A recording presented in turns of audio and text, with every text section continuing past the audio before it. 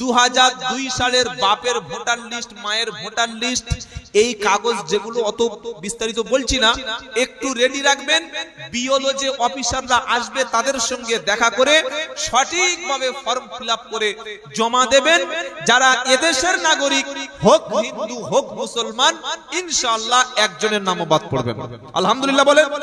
আসল ব্যাপারটা হলো, যদি নিরপেক্ষভাবে সঠিকভাবে এসআইআর হয়, বনগা, গেদে, বারাসাত, দত্তপুকুর, শান্তিপুর, কৃষ্ণনগর, রানাঘাট, মসলন্দপুর, তারপরে আমাদের যত বর্ডার এলাকা আছে, লক্ষ লক্ষ মানুষ তারা নাম কাটা যাবে, তারা এদেশে থাকতে পারবে না। আমি নিজে আসামে দেখে এসে আপনাকে শোনাচ্ছি। আর মুসলমানরা এখন সবাই চিন্তিত, কি হবে? এসআইআর হবে। আহা, ভয়ে ঢুকে গেছে। এই পর্যন্ত পশ্চিম বাংলায় 10 জন শহীদ করেছে। কজন বললাম? 10 জন। কিসের লেগে? এসআইআর এর ভয়ে। আরে ভাই, আমরা তো বাংলাদেশি প্রোডাক্ট না। কি আপনাদের মধ্যে বাংলাদেশি কেউ আছে নাকি? আরে হ্যাঁ বান একটা বলুন। হ্যাঁ বললে তবে তো বুঝবো যে আপনি ইন্ডিয়ান মাল। বাংলাদেশি হলে তো মুখ ছোট হয়ে যাবে। কি বুঝলেন? আমাদের যারা ভয় দেখাচ্ছে, বলল বিহারে এসআইআর করে বাংলাদেশি অনুপ্রবেশকারী বার করে দেব। খুব খুব ভালো, ভেরি গুড। কিন্তু বিহারে এসআইআর এ যত লোকের নাম বাদ গেল, পরিসংখ্যান দেখুন, তার মধ্যে কজন বাংলাদেশি আর কজন রোহিঙ্গা মুসলিম ছিল। আর আমাদের রাজ্যে একটা পাগলা কুকুর আছে, পাগলা, সারাক্ষণ সে মিডিয়ায় ভুল ভাট বকে যাচ্ছে যে পশ্চিম বাংলায় 1,20,00,000 রোহিঙ্গা মুসলিম আছে। কি বলছি কথা বুঝতে পারছেন না? সেজন্য খুব প্রয়োজন এসআইআর এর। আর এই রোহিঙ্গা মুসলিম 1,20,00,000 এরাই তৃণমূলকে ভোট দেয়, প্রকাশ্য বলছে। তার মানে আমরা মুসলমানদের দেখলে আমাদের গায়ে একটা রোহিঙ্গা রোহিঙ্গা গন্ধ, বাংলাদেশি বাংলাদেশি গন্ধ। ঠিক আছে, 1,20,00,000 ধরে নিলাম রোহিঙ্গা বাস করে। রাষ্ট্রসংঘের রিপোর্ট হলো সারা পৃথিবীতে রোহিঙ্গা ছড়িয়ে ছিটিয়ে আছে মাত্র 2 লাখ। কত বললাম? 2 লাখ। আর আমাদের চিটিংবাজ নেতা, সাম্প্রদায়িক নেতা বলছে 1,20,00,000 রোহিঙ্গা শুধু পশ্চিম বাংলা আছে। এরাই ভোট ব্যাংক একটা বিশেষ দলের। ঠিক আছে, চলুন এবার যদি সঠিক স্বচ্ছভাবে এসআইআর করা যায়, এবং এটা করতে হবে, এটা আপনাদের দাবি তো? আরে যদি বাংলাদেশ না হয় তোমার মুখে ভয় থাকবে কেন? আমি যদি ট্রেনের টিকিট কেটে শিয়ালদায় যাই, আমার পকেটে যদি টিকিট থাকে, তো ওই চেকার বা টিটি দেখলে আমার মুখে কি দোয়া ইউনুস আসবে? আসবে না। তখন আমার বুকে ভয় লাগবে। যখন টিকিট থাকবে না, আমি যদি পড়াশোনা করে যাই, তো আমার ক্লাসে কোশ্চেন দেখে পরীক্ষায় ভয় লাগবে কেন ভাই? কথা বুঝতে পেরেছেন? আসল ব্যাপারটা হলো, যদি নিরপেক্ষভাবে সঠিকভাবে এসআইআর হয়, বনগা, গেদে, বারাসাত, দত্তপুকুর, শান্তিপুর, কৃষ্ণনগর, রানাঘাট, মসলন্দপুর, তারপরে আমাদের যত বর্ডার এলাকা আছে, লক্ষ লক্ষ মানুষ তারা নাম কাটা যাবে, তারা এদেশে থাকতে পারবে না। আমি নিজে আসামে দেখে এসে আপনাকে শোনাচ্ছি। আসামে 2019 সালে এনআরসি হয়েছিল, 17 লাখ লোকের নাম এনআরসিতে ধরা পড়েছে। 12 লাখ ছিল হিন্দু, 5 লাখ ছিল, জোরে বলেন, মুসলিম। ভারত কোনো ধর্মশালা না যে বিদেশ থেকে এসে এখানে আমাদের দেশের খাবে, আমাদের দেশে ভোগ করবে আর এদেশের নাগরিকত্ব নিয়ে থাকবে। তাই আপনাদের কাগজটা একটু খালি রেডি রাখবেন।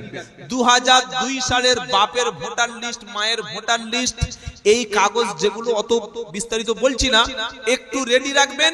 বিওলো যে অফিসাররা আসবে তাদের সঙ্গে দেখা করে সঠিকভাবে ফর্ম ফিল আপ করে জমা দেবেন।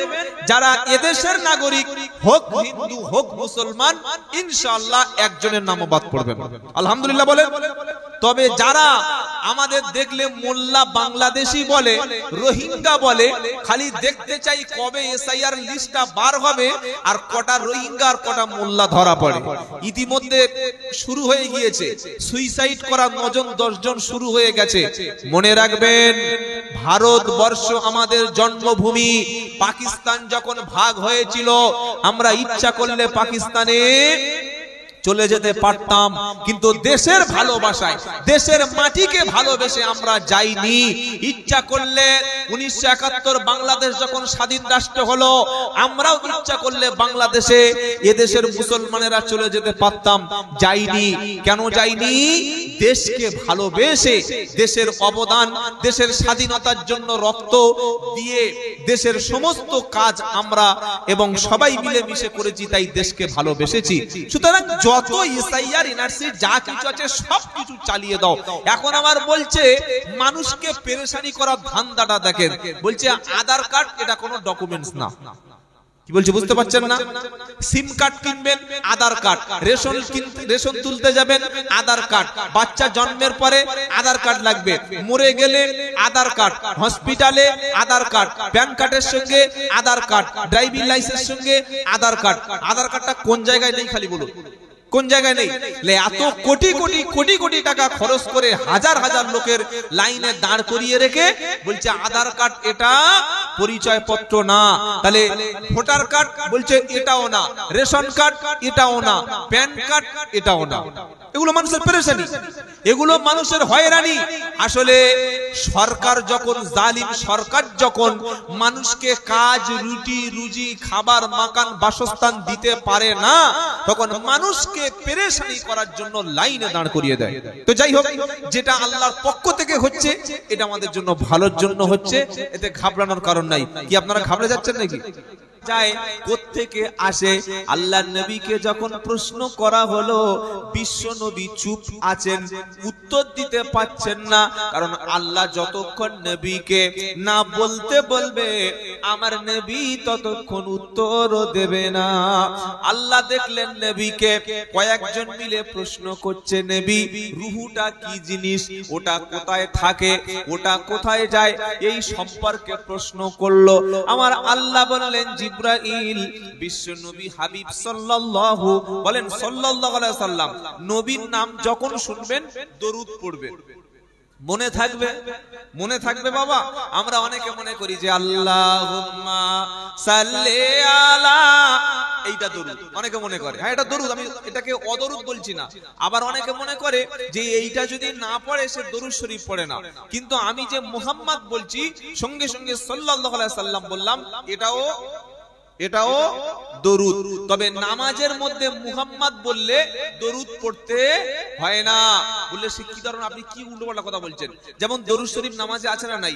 আল্লাহুম্মা সাল্লি আলা মুহাম্মাদ ওয়া আলা আলি মুহাম্মাদ কামা সাল্লাইতা আলা ইব্রাহিম ওয়া আলা আলি ইব্রাহিম ইন্নাকা হামিদুম মাজিদ। এখানে মুহাম্মদ শব্দ নামাজের মধ্যে, দরুদের মধ্যে আছে, ওখানে কিন্তু সাল্লাল্লাহু আলাইহি ওয়াসাল্লাম বলতে হয় না।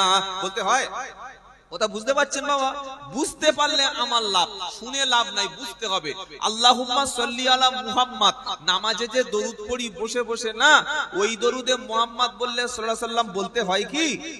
জোরে বলেন, বলতে হয় না। কোরআনের মধ্যে 4 জায়গায় মুহাম্মদ শব্দ আছে। সূরা আল ইমরানের 144 নম্বর আয়াত, সূরা আহজাবের 40 নম্বর আয়াত, সূরা ফাতাহ 29 নম্বর আয়াত, সূরা মুহাম্মাদের 6 নম্বর আয়াত। আপনি যদি কখনো কোরআন পড়েন, গোটা কোরআন খতম করেন, গোটা কোরআন তেলাওয়াত করেন, তো কোরআনের মধ্যে 4 জায়গায় দেখবেন আল্লাহর নবীর নাম জলজল জলজল করছে। 4টে নাম্বার বলে দিলাম, বাড়িতে গিয়ে মিলিয়ে দেখে নেবেন। এই কোরআন পড়তে গিয়ে যখন মুহাম্মদ শব্দ আসবে, এখানে সাল্লাল্লাহু আলাইহি সাল্লাম পড়ার বিধান জোরে বলেন নাই। কোরআনের মধ্যে নামাজের মধ্যে মুহাম্মদ শব্দ উচ্চারণ করলে ওখানে দরুদ পড়তে হয় না, পড়া নিষেধ, পড়ার সিস্টেম নাই। কিন্তু এছাড়া কোরআনের মজলিসে, জিকিরের মজলিসে, জলসার মজলিসে বসে আছেন, চায়ের দোকানে আছেন, পানের দোকানে আছেন, বিড়ির দোকানে আছেন, বসে বসে শুনছেন, হাঁটছেন, খাচ্ছেন, ঘুমাচ্ছেন, এ সমস্ত দুনিয়ার কোন কাজের ক্ষেত্রে মুহাম্মদ নাম শুনলে আপনি বলবেন সাল্লাল্লাহু। কথা মনে থাকবে? মনে থাকবে ইনশাআল্লাহ? নাকি চা খাচ্ছে আর মুহাম্মদ বলেই যাচ্ছে, ও চা খেয়ে যাচ্ছে, কোনো সাল্লাল্লাহু আলাইহি সাল্লাম বলে না। এটা যেন আমাদের না হয়। আর আমাদের বক্তাদের একটা ধান্দাবাজি কেস আছে, বলবো কি ধান্দাবাজি কেসটা কি? 10 মিনিট 15 মিনিট বক্তব্য হয়ে গেল, এবার দেখলাম চা চলে আসলো, খাবো কি করে, একটা সিস্টেম বার করি। বাবা নবীর মহব্বতে আল্লাহুম্মা, এবার সব লোক দরুদ এরকম এই জোরে জোরে পড়, নবীর মহব্বতে পড়ো বলে এবার চায়ের কাপটা বার করে সুসুর সুসুর করে পুরো একদম এক কাপ চা একদম পুরো ছেঁকে মেরে দিলাম। তখন একটা শিক্ষিত ছেলে বসেছিল, কলেজে পড়াশোনা করে, ফার্স্ট ইয়ারে। শালা আচ্ছা চিটিং বাজ মাল তো। ও নিজেই বললো দরুদ পড়ো বলে উনি খাচ্ছেন আর আমাদের পড়তে বলছেন, কি ধরনের কথাবার্তা? এটা হয় কি হয় না? তাহলে আমি বললাম যে আপনারা দরুদ পড়ুন আর আমি নিজেই খাচ্ছি, চা পান করছি, এটা তো উচিত নয়। আমি লোকের যখন বলবো আগে নিজে করতে হবে না? হবে কি হবে না? তাহলে যখন মুহাম্মদ নাম শুনবো আমরা দরুদ শরীফ পড়বো। ছোট একটা দরুদ আছে সাল্লাল্লাহু আলাইহি ওয়াসাল্লাম, কথা মনে থাকবে ইনশাআল্লাহ। যেটা শোনাচ্ছিলাম, জিবরাইলকে আল্লাহ পাঠিয়ে দিয়ে বললেন, জিবরাইল তুমি চলে যাও দুনিয়াতে, নবীর কাছে চলে যাও। জিবরাইল আসমান থেকে নিচে ল্যান্ড করতে, নেমে আসতে সময় লাগবে প্রায় 6 ঘন্টা। তাই তো নাকি? অনেকে মনে হচ্ছে হ্যাঁ মনে হয় এত সময় লাগবে। না না না, জিবরাইলকে আল্লাহ এত ক্ষমতা দিয়েছে, এত পাওয়ার দিয়েছে, এত দ্রুতগামী, এত ফাস্ট সার্ভিস দিতে পারে। ডানার দুটো ঝাপটা মারবে, আসমান থেকে মক্কা শরীফে, মদিনা শরীফে বিশ্ব নবীর কাছে নেমে আসতে, ভূমিতে মাটিতে ল্যান্ড করতে 1 থেকে 2 সেকেন্ড সময় লাগবে না। কারণ নবীর কাছে প্রশ্ন হলো, নবীজি রূহটা কি জিনিস বলো, কোথায় থাকে কোথায় যায় বলো। আমার নবী চুপ আছেন, আল্লাহর হুকুমের অপেক্ষায় বসে আছেন। জিবরাইল এসে বাকি কথাটা জিবরাইল বলে দিল, নবীর কাছে শুনিয়ে দিল। কুলির রূহু মিন আমরি রাব্বি ওয়া মা উতিতুম মিনাল ইলমি ইল্লা কালিলা। নবীর কাছে ওরা কি প্রশ্ন করেছিল যে নবী আপনি বলুন রূহটা কি জিনিস, কোথায় থাকে কোথায় যায়। আমার নবী বসে আছেন কার অপেক্ষায়? আল্লাহ বার্তা পাঠাবে তবে আমি বলবো। জিবরাইল চলে এসে নবীর কাছে বলল, বলুন কুলির রূহু মিন আমরি রাব্বি ওয়া মা উতিতুম মিনাল ইলমি ইল্লা কালিলা। হে নবী আপনি বলুন কুলির রূহু মিন আমরি রাব্বি, রূহটা হলো সম্পূর্ণ আল্লাহর আদেশ। যতক্ষণ আল্লাহর আদেশ হবে না ততক্ষণ আপনিও মরবেন না, আমিও মরব না, ভিতর থেকে রূহটা বার হবে না। কথা মনে থাকবে কি? আল্লাহর আদেশ না হলে রূহটা বার হবে না। অনেক মানুষের ধারণা লোকটা যদি বাড়িতে থাকতো তাহলে মনে হয় মরতো না, হেলমেট পরে গেলে মরতো না, ট্রেন লাইন দেখে পার হলে মরতো না, গাড়ি জোরে না চালালে মরতো না, বিষ না খেলে মরতো না, গলায় দড়ি না দিলে মরতো না, বাড়ির মধ্যে থাকলে মরতো না। ওয়াকালে ছেলেটা মারা গেল, ওয়াকাল মৃত্যু হয়ে গেল, এমন কথা বলি না। কোরআন শোনাচ্ছে না রে পাগলা না, ওয়াকাল মৃত্যু বলে কোনো জিনিস নাই। ওয়ামা কানা লিনাফসিন আন তামুতা ইল্লা বিইذনিল্লাহি কিতাবাম মুআজ্জালা। সূরা আল ইমরান 4 নম্বর পারা 7 নম্বর পৃষ্ঠা 10 নম্বর লাইনের 144 নম্বর আয়াত। এটা বড় মানুষটা বাঁচায়, এই ছেলেগুলো বিষাক্ত মাল, ভয়ঙ্কর ডিস্টার্ব করছে রে।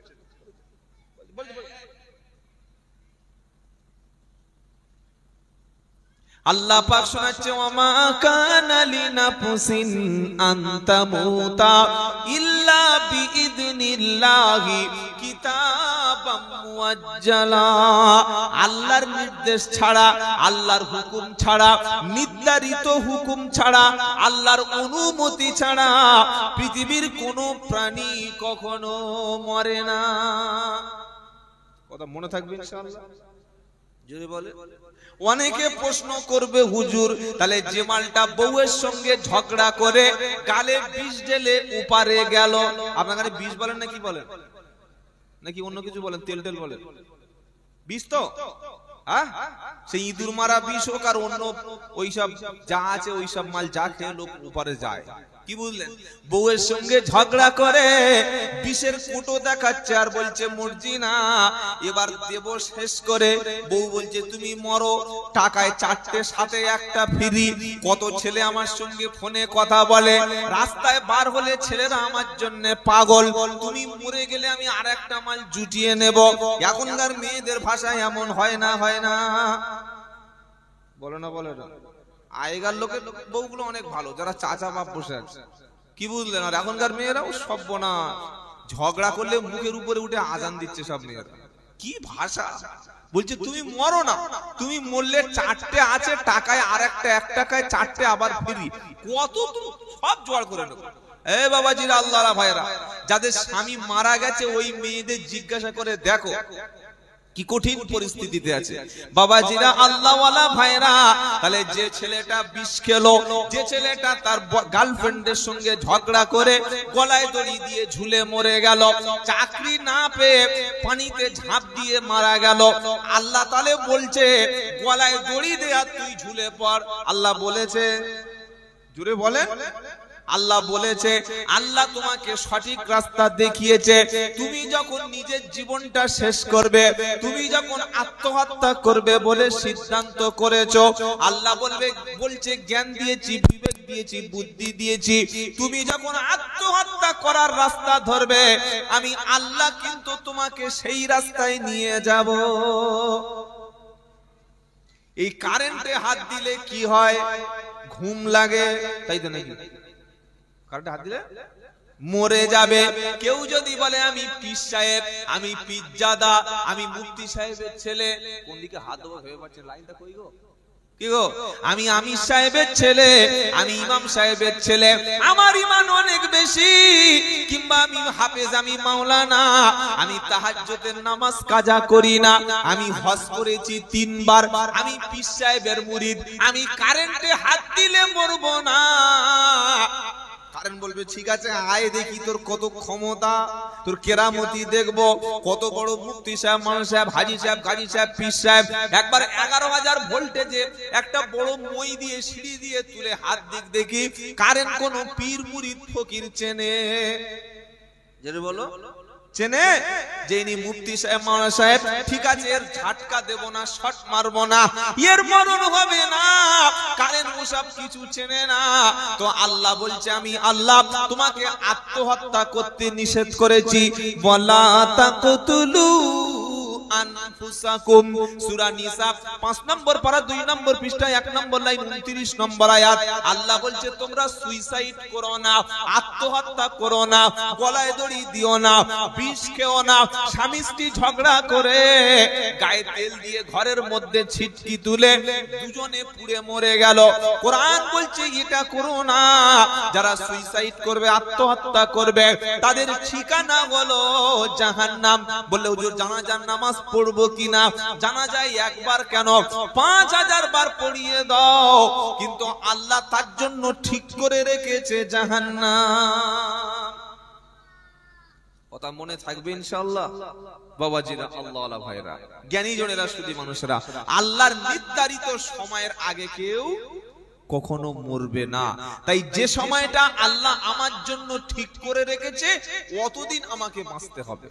দেখেছেন না, হসপিটালে গিয়ে দেখবেন অনেক লোক গোড় খাচ্ছে, চিকিৎসা করাচ্ছে, এখানে হলো না পিজিতে, পিজিতে হলো না নীলরতনে, ওখানে হলো না চলে গেল ফেলোরে হলো না লন্ডনে চলে গেল, সব জায়গা থেকে লাখ লাখ টাকা খরচ করে বাড়িতে 5 বছর পড়ে আছে, বিছানায় পেশাব করে পায়খানা করে তাও মরে না। বুড়িটা বলছে, বাড়ির বউরা বলছে আমার শ্বশুরটা এখনো মরে না, এত বয়স হয়ে গেল, আর কত পায়খানা পরিষ্কার করব, আর কত পেশাবের লুঙ্গি ধুইব, খাওয়ালে পিছন থেকে বার হয়ে যায়। বৌমা দোয়া করছে আল্লাহ বুড়োটা তুলে নাও, গন্ধে বারান্দায় টিকতে পাচ্ছি না। আল্লাহ বললে আমি যদি ওর ভাগ্যে 5 বছর বিছানায় শুইয়ে পেশাব করানো লিখে রাখি, ও অতদিন পর্যন্ত বিছানায় শোবে, 1 সেকেন্ড আগ পর্যন্ত মরবে না। হয় কি হয় না? আবার অনেক জোয়ান ছেলে বিয়ে করে সবে ছোট্ট একটা বাচ্চা হয়েছে, নাম রেখেছে আয়ান, 2 বছরের বাচ্চার জন্মদিন। বউকে বলছে দাঁড়া, জন্মদিনের কেক কাটবো, বাজার থেকে ফুল কিনে এনে ভালো বেলুন কিনে এনে ঘরে সাজিয়েছে, হ্যাপি বার্থডে টু ইউ বলবে। বাজারটার নাম কি? পাইকপাড়া, ওটা মোড়টা পাইকপাড়া, তো পাইকপাড়ার মোড়ে গেছে বাইকে করে, কেকের দোকানটা ওপারে, টাটকা মাল 275 টাকার কিনে সবে বাইকটা ঘুরিয়ে এপারে আসবে, 407 এসে পিছন থেকে দিয়েছে ঝেঁকে, স্পট ডেট। এবার কেক কাটবি, কোথায় কাট? বাড়ির মেয়েরা বলছে বললাম যেও না, অন্য লোক গেলে ভালো হতো, ও ঘরে থাকলে মনে হয় মরতো না। আল্লাহ বলছে না, ঘরে থাকুক আর যেখানে থাকো, কুল ইন্নাল মাউতাল্লাযী তাফিরুনা মিনহু ফাইন্নাহু মুলাকীকুম সুম্মা তুরাদ্দুনা ইলা আলিমুল গায়ব। সূরা জুমা 28 নম্বর পারা 13 নম্বর পৃষ্ঠা 1 নম্বর লাইনের একদম 8 নম্বর আয়াত। আল্লাহ বলছেন নবী তুমি সবার সামনেটা খুলে খুলে বর্ণনা করে দাও, কুল ইন্নাল মাউতাল্লাযী তাফিরুনা মিনহু, নবী তুমি বলো যে মৃত্যু থেকে তোমরা পালানোর চেষ্টা করছো, মরবো না রে মরবো না, এখনো মরণ হবে না, এখনো অনেক সময় বাকি আছে, যে মরণ থেকে তুমি পালানোর চেষ্টা করছো, তুমি থাকবে যেখানে মরণ খুঁজে নেবে, জোরে বলো সেখানে, তুমি যাবে যেখানে মরণ যাবে, মরণ যাবে সেখানে, মরবে না বলে আইসিইউতে গেল, ভেন্টিলেশনে গেল, আইসিইউতে গিয়ে 24 ঘন্টা ডাক্তাররা পর্যবেক্ষণ করছে। এখনকার মরণ ভেন্টিলেশনে ছাড়া মরণ হয় না, জন্ম সিজার ছাড়া হবে না, আর মরণটা আইসিইউতে ছাড়া। কথা বুঝতে পেরেছেন? এখন আর ঘরে কেউ মরে নাকি? ঘরে হওয়ার কল নেই আর ঘরে মরার কল নেই। আজ থেকে 10 বছর আগে আমাদের বাচ্চাগুলো কোথায় হয়েছিল? ঘরে কাজ করতে করতে মায়ের পেটে যন্ত্রণা হচ্ছে, বাচ্চারা দরজা বন্ধ করে কোন একজন মেয়ে এসে করে আজান, বাচ্চা খাচ্ছে, বলি কি হয়েছে? এই সফেদ আলীর ছেলে হয়েছে। কবে ছেলে হয়েছে? এই তো 5 মিনিট আগে। কোন ডাক্তার? বলে আরে ডাক্তার বাড়ির মেয়েরাই করে নিয়েছে। কি ভাই, হয় কি হয় না? আগে বাচ্চা বাড়িতে হতো আর মরতো যারা তারা বাড়িতে।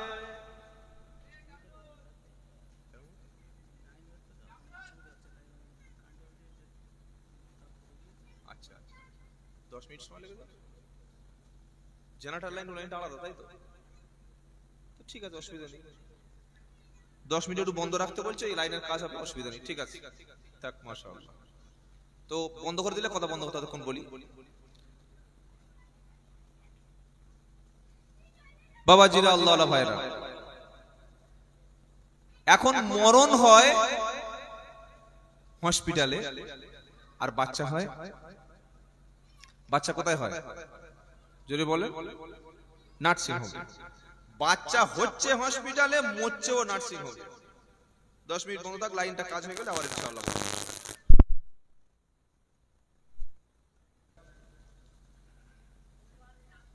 রাত 9টা বাজতে গেছে, এখনো বাজারের মেলা সেই অবস্থায় আছে। এটা আমাদের জন্য বড় আফসোসের বিষয়, পরিতাপের বিষয়। ভালো কথা, ভালো কাজ আমরা অনেকে পছন্দ করি না, এগুলো কিন্তু কিয়ামতের দিন আমাদের বিপদের কারণ হয়ে দাঁড়াবে। যে কথা শোনাচ্ছিলাম আমরা, যে বর্তমান যুগে মৃত্যু আর জন্ম এটা একটা ব্যবসায় পরিণত হয়ে গেছে। স্বাভাবিক মৃত্যু হয় না, মরতে হলে ভেন্টিলেশন ছাড়া, আইসিইউ ছাড়া হবে না। আর বাচ্চা জন্ম হতে গেলেও ও বাচ্চা বাড়িতে হওয়া অসম্ভব, সিজার করতেই হবে। জন্মটাও ব্যবসা, মৃত্যুটাও ব্যবসা। বাচ্চা জন্ম দেওয়ার সময় বাপের পকেট থেকে ভারী টাকা একটা খসাতে হবে, হবে কি হবে না? আর বাপ মরে গেলে ছেলের পকেট থেকে একটা ভারী মোটা টাকা দিতে হবে। কেন? 4 দিন 5 দিন আইসিইউতে রোগী ভর্তি ছিল, 3 লাখ টাকা বিল। এ টাকাটা কে দেবে? ছেলেরা। আর ছেলে যখন জন্ম নিয়েছে নার্সিং হোম থেকে বাচ্চা সিজারিং সিস্টেমে দুনিয়ায় আনতে, ওই টাকাটা কে দেবে? জোরে বলেন। বাপ। জন্ম আর মৃত্যু এটা একটা ব্যবসায় পরিণত হয়ে গেছে, তবে সবাই নয়। তো আল্লাহ পাক কোরআনুল কারীমের মধ্যে শুনিয়ে দিচ্ছেন, কুল ইন্নাল মাউতাল্লাযী তাফিরুনা মিনহু ফাইন্নাহু মুলাকিকুম। যে মৃত্যু থেকে তুমি পালানোর চেষ্টা করছো, পালানোর কোনো রাস্তা থাকবে না। তুমি যেখানে থাকবে মরণ তোমাকে এসে দেখা করে নেবে। আইনামা তাকুনু ইদরিকুমুল মাউতু ওয়ালাউ কুনতুম ফি বুরুজিম মুশাইয়াদা। 5 নম্বর পারা সূরা নিসার 78 নম্বর আয়াতে আল্লাহ পাক শোনাচ্ছে, তুমি যদি আকাশের দিকে চলে যাও, বিশাল একটা দুর্গ তৈরি করো, বিশাল একটা সেফ রুম তৈরি করো। আমাদের গাড়ি আর নেতাদের গাড়ির পার্থক্য আছে। এমএলএ, এমপি, প্রধানমন্ত্রী, মুখ্যমন্ত্রী, তাদের গাড়িটা কিন্তু বুলেট প্রুফ গাড়ি। কি গাড়ি বলেন? Bullet proof. আমার গাড়িতে গুলি করলে গাড়ি 2 সেকেন্ডে উড়ে যাবে, আপনার 4 চাকায় গুলি করলে ওমাল টিকবে না।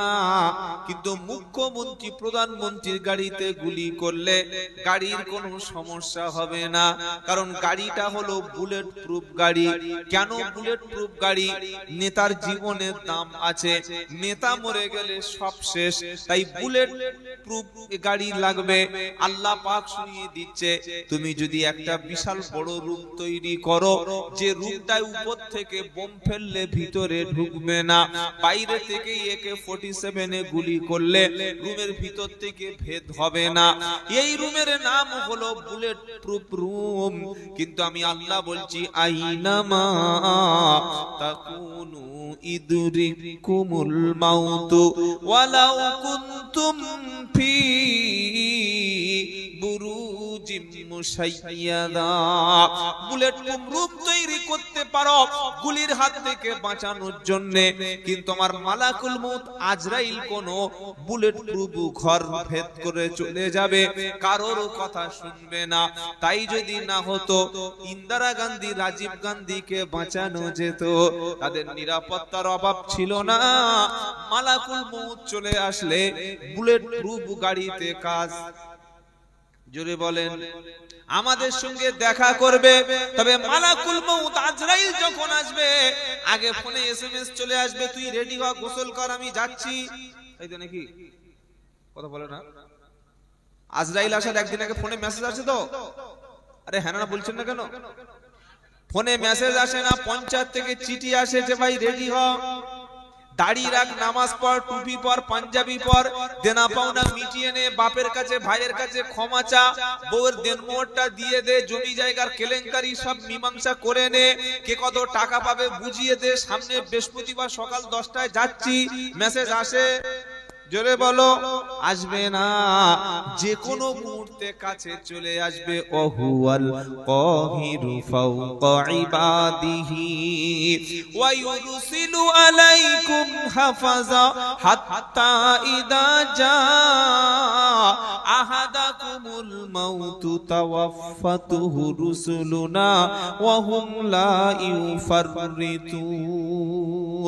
7 পারা সূরা আনআমের 61 নম্বর আয়াতে 5 নম্বর লাইনেতে কোরআন শুনিয়ে দিচ্ছে ওয়া হুয়াল কাহিরু ফাওকা ইবাদিহি ওয়া হুয়াল কাহিরু ফাওকা ইবাদিহি।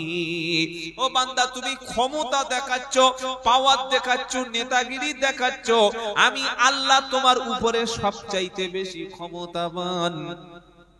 তোমার আয়ু যখন শেষ হয়ে আসবে, তোমার জীবনের প্রদীপটা যেদিন নিভে আসবে, তোমার হায়াতের শেষ দিন যখন ঘনিয়ে আসবে, তুমি ঘুমিয়ে আছো, তুমি বিছানায় আছো, তুমি কাজে আছো, তুমি ব্যস্ত আছো, এত ব্যস্ত 24 ঘন্টা সময় আল্লাহ দিয়েছে, তুমি 2 ঘন্টা সময় আমি আল্লাহ আমার জন্য দিতে পারো না। দিন আর রাত মিলিয়ে কত ঘন্টা? জোরে বলেন। 24 ঘন্টা। 2 ঘন্টা সারা দিনের মধ্যে গোসল করে কেটে গেল, সারা দিন 3 বার খেতে 2 ঘন্টা চলে গেল, তাহলে বাকি আছে কত ঘন্টা? 20 ঘন্টা। 6 ঘন্টা ঘুমালো, কত ঘন্টা বাকি আছে? 14 ঘন্টা। এবার 8 ঘন্টা ডিউটি করলো, 8 ঘন্টা ডিউটি করলো, এখনো বাকি আছে 8 থেকে 7 ঘন্টা, এখনো সময় বাকি আছে। এবার বান্দা ঘুমালো 6 ঘন্টা, এখনো হাতে বাকি আছে 4 ঘন্টা। এই 4 ঘন্টা সময় খাওয়া, ঘুম, গোসল, ইনকাম সব বাদ দিয়ে 3 থেকে 4 ঘন্টা সময় ফ্রি থাকে। একটা মানুষ দিনে 3 বার খেতে ধরুন 2 ঘন্টা সময় লাগলো, গোসলে 2 ঘন্টা সময় লাগলো, 6 ঘন্টা ঘুমালো, 8 ঘন্টা ডিউটি করলো, এখনো 4 ঘন্টা সময় হাতে বাকি আছে।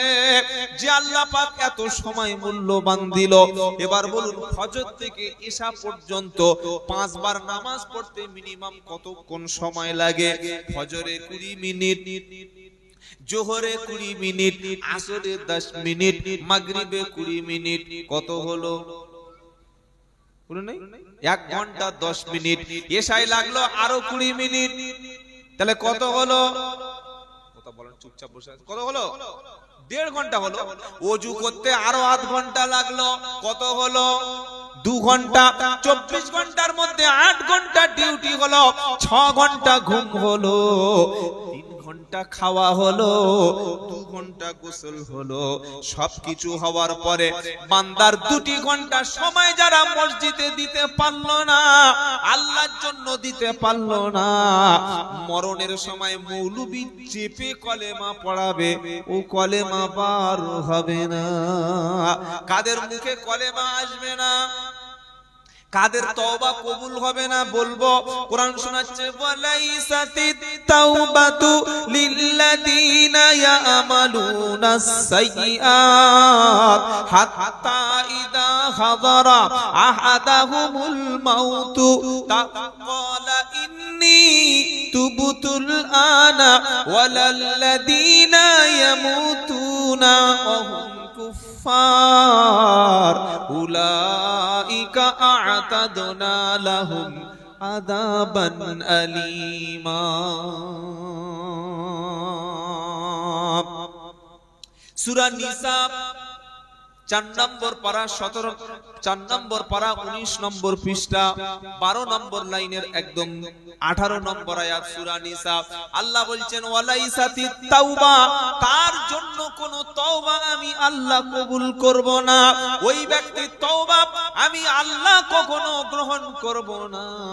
কোন ব্যক্তির তওবা?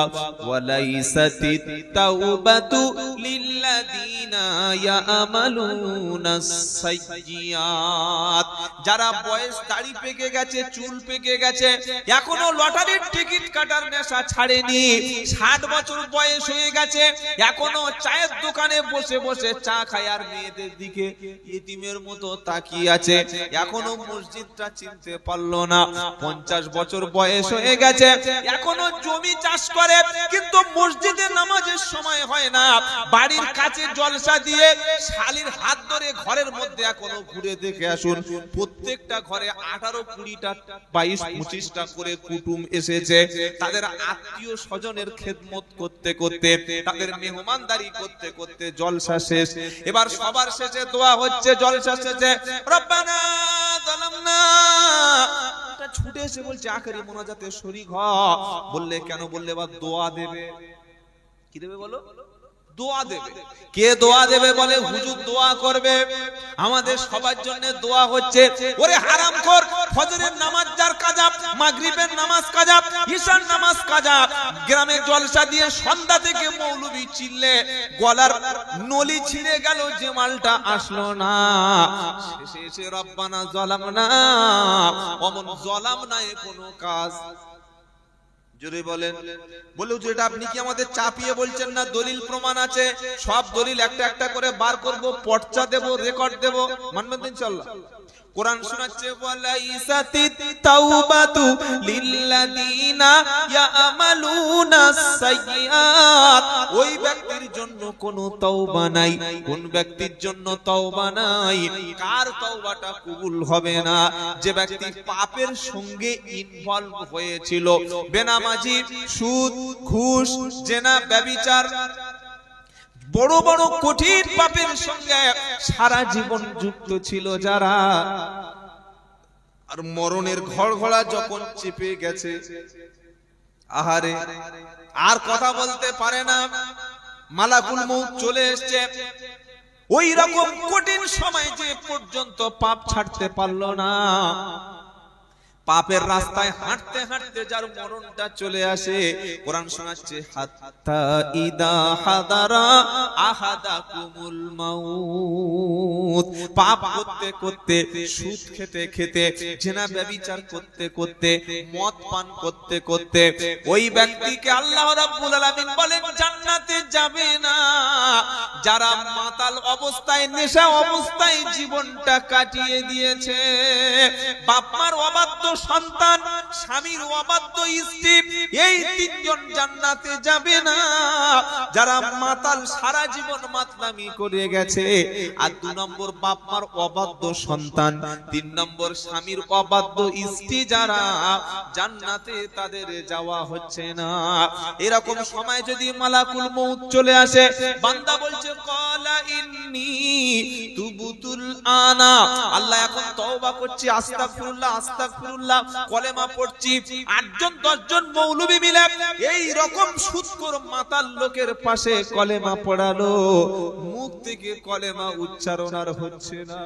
সকলে বলছে আরে বাপটা মরে গেল, কি কষ্ট হচ্ছে। ফেরেশতা বলছে চিল্লাস না, চুপ কর, যতই কাঁদিস না কেন, এখন চাপ দিয়ে কলেমা বলানো হবে না। বললে হুজুর কলেমা আর তওবা কাদের মুখ থেকে বার হবে? দিনের মধ্যে যারা মসজিদে গেছে, যাব মসজিদ ইনশাআল্লাহ, ইনশাআল্লাহ বলেন, আওয়াজ নাই সব বলেন না ইনশাআল্লাহ। 5 বারের মধ্যে 2 বার অন্তত হাজিরা দেব।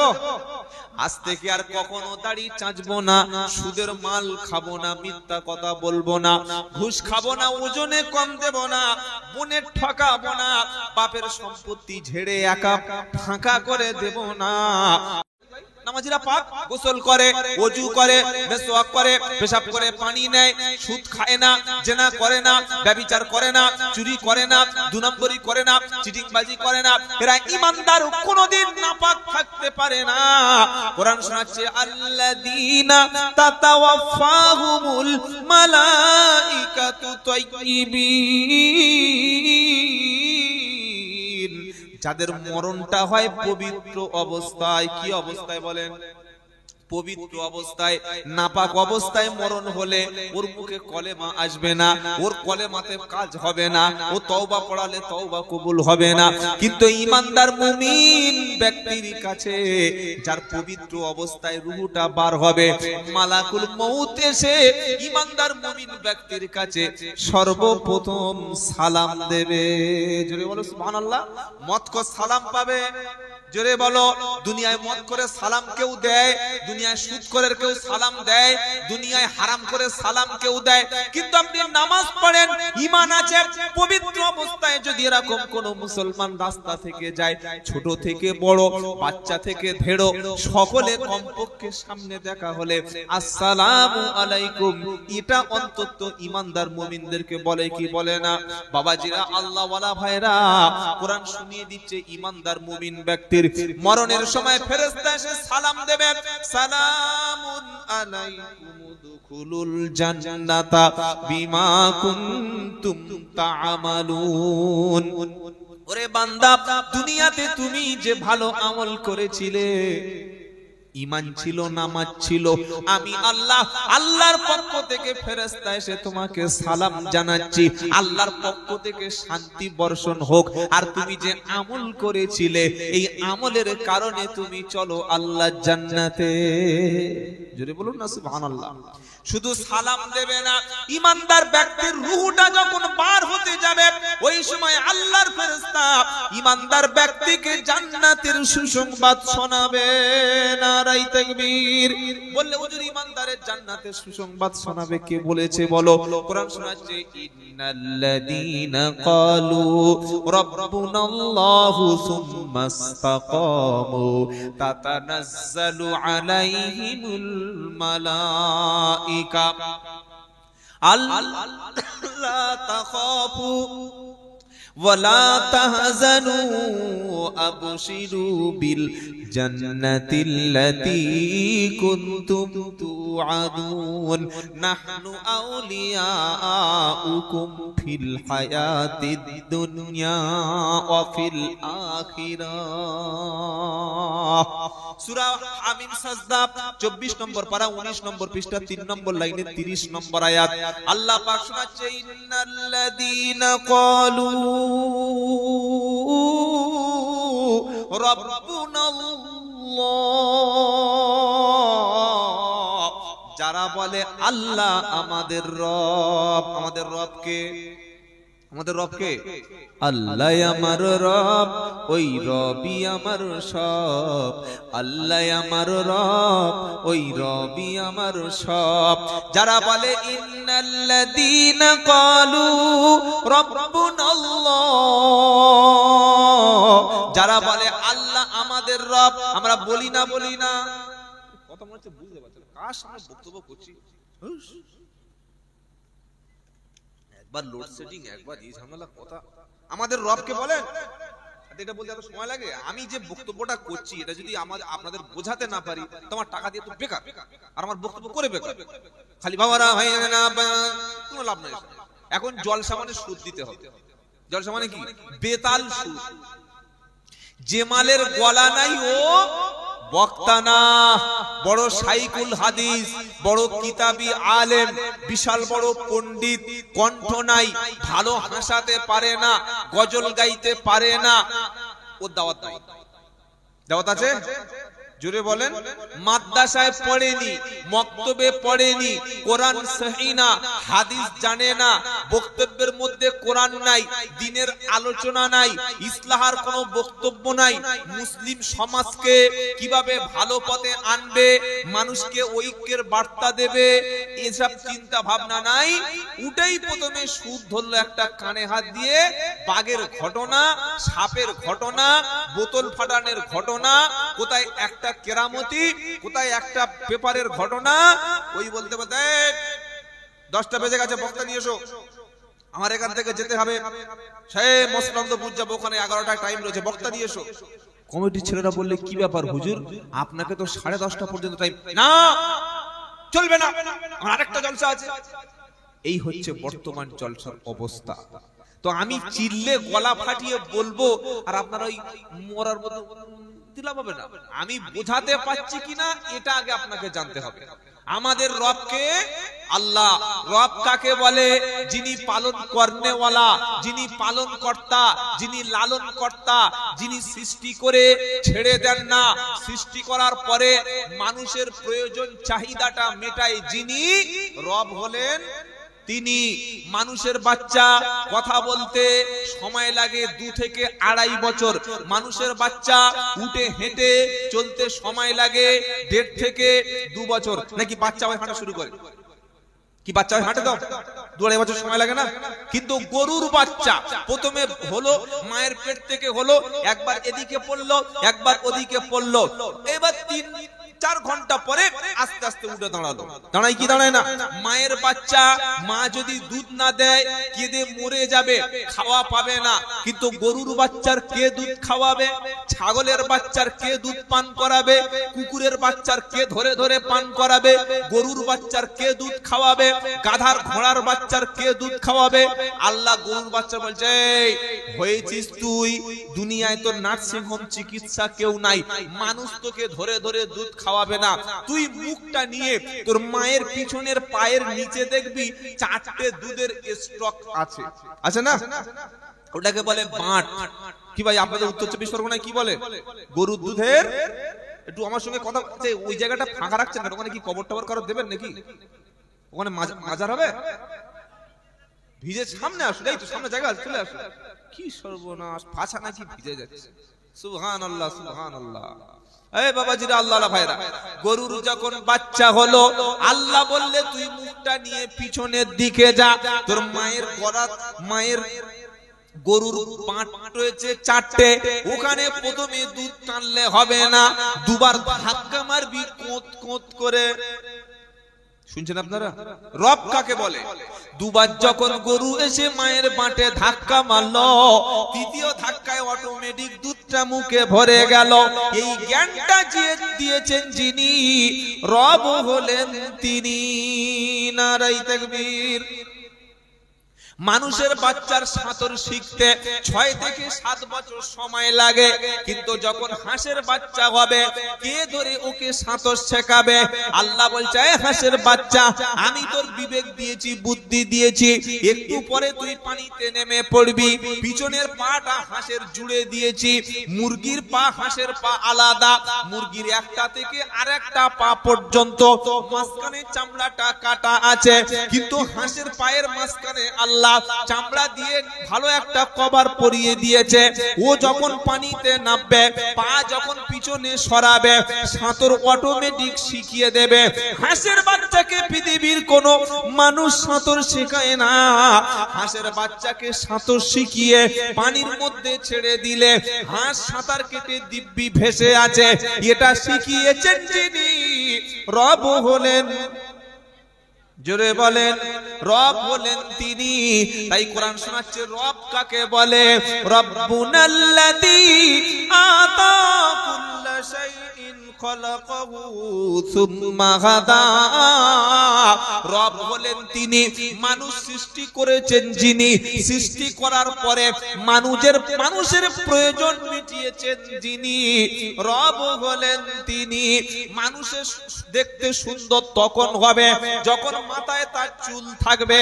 আমার আল্লাহ বলছে, মাথায় আমি চুল দিলাম, কিন্তু গোটা দেহে আমি চুল দেব না। আচ্ছা, চিল্লা চিল্লি ছাড়া এটা বলা যায় না? এই বাবা, খুব ভিজে যদি হয় ওটা আরেকটা পেতে দিচ্ছি। আর আমি আপনার একটা পরামর্শ দিচ্ছি, একটু শুনে রাখুন। আপনারা অনেক খরচ করেছেন জলসায়, দেখতে পাচ্ছি প্রচুর খরচ হয়ে গেছে। এই জলসায় লোক না বসার বেশ কয়েকটা কারণ আছে, বলবো। 1 নম্বর কারণ হলো, আমি সে প্রথমেই বলেছি, ওটা আর বলে সময় নষ্ট করবো না, 10-15 মিনিট সময় আউট হয়ে গেছে। জলসায় না লোক আসার প্রধান কারণ হচ্ছে যে ব্যাপক হারে একটা দোকান লাগিয়ে মেলা করে দেওয়া। এটা বন্ধ না করলে জলসায় লোক হবে না। 2 নম্বর হলো যে জলসায় বসার যে সিস্টেম বা আসনগুলো, একটু যদি চেয়ারের ব্যবস্থা আমরা করতে পারি তাহলে মানুষ একটু বসে। কেন এই কথাটা বলছি, আপনাদের অপমান করছি না। বেশিরভাগ সভাগুলিতে এখন ওই ত্রিপল চটপট বিছিয়ে দেওয়া হয়। এবার সব মানুষ তো আর সমান নয়।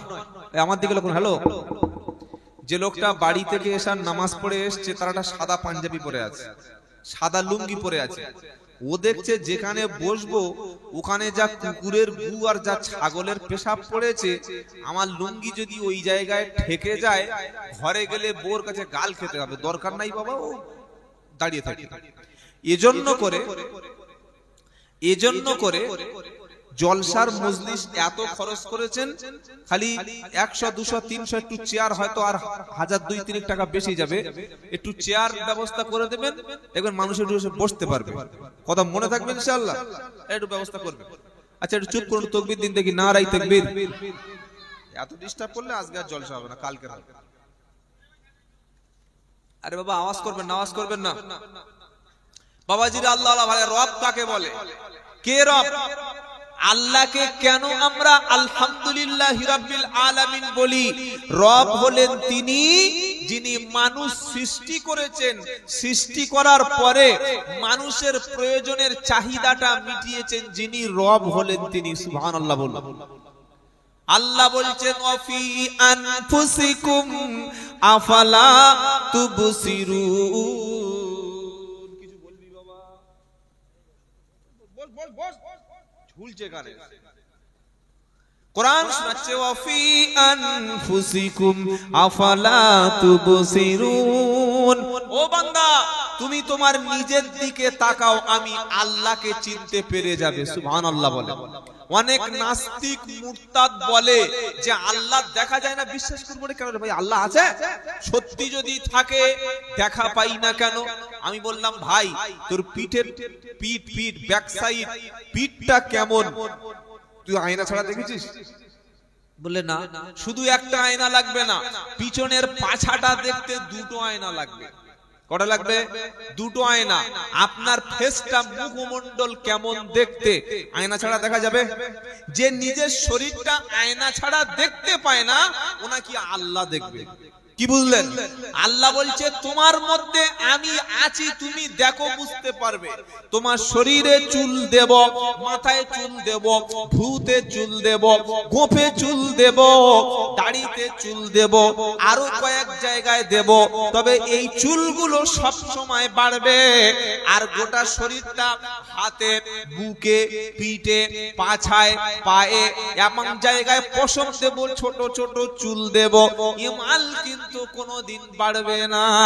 মাথার চুলটা যেমন বাড়ে, মুখের দাড়িটা যেমন বাড়ে, গোটা গায়ে যদি বড় বড় চুল দিত, খাওয়া পড়া ঘুম বাদ দিয়ে তখন সেলুনের দোকানে, জোরে বলো, শুয়ে থাকতে হতো। বললে সেলুন ভাই জামাটা খুলেছি, পিঠটা চেঁচে দে, পেটটা ভালো করে ফিনিশ করে দে, পায়ের পাছাটা ভালো করে ক্লিয়ার করে দে। আমার আল্লাহ বলছে সৃষ্টিকর্তা আমি, তোমার দেখতে সুন্দর লাগবে। মাথায় আমি চুল দিলাম, গোঁফে চুল দিলাম, দাড়িতে দিলাম। নারী আর পুরুষ চিনবেন কি করে? দাড়ি আর গোঁফ আছে যার, পুরুষ হলো সে। আর এটাকে ক্লিন শেভ করে গিয়েছে যে, সে নারী না পুরুষ? জোরে বলুন, নারী না পুরুষ?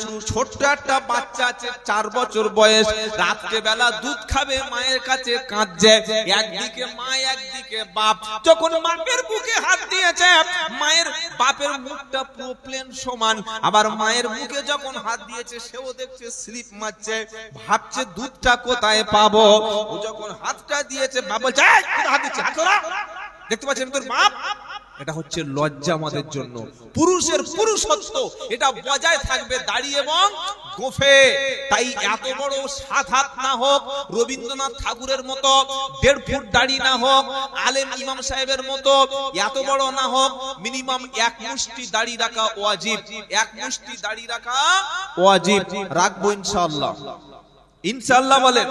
মরে গেলে তো আর টুপি কবরে যাবে না, পাঞ্জাবি যাবে না, লুঙ্গি যাবে না, তাসবিহ যাবে না, কিচ্ছু যাবে না। বিশ্ব নবীর সুন্নাত এবং নবীর হুকুম, ওয়াফুল্লুহা, তোমরা দাড়িটাকে ছেড়ে দাও, দাড়ি লম্বা করো। আমার আল্লাহওয়ালা ভাইরা, আমি আজকে রাতে যদি আমার মৃত্যু হয়, আমি দাড়ি নিয়ে যেন কবরে যেতে পারি। আল্লাহ তৌফিক দেন, সকলে বলুন আল্লাহুম্মা আমিন। আবার কিছু কিছু লোক দাড়ি রাখে আর গোঁফও রাখে। কি বলছি কথা বুঝতে পারছেন না? দাড়ি আছে, গোঁফও আছে, গোঁফের সাইজ একদম এখান থেকে এই পর্যন্ত এসে পড়েছে। ও হাসছে না কাঁদছে, মাল চেনার উপায় নাই। এটা সুন্নাতের খেলাফ। ইসলাম কি বলছে? মুশরিক তাদের বিরোধিতা করো। মুশরিক চিনবেন কিভাবে?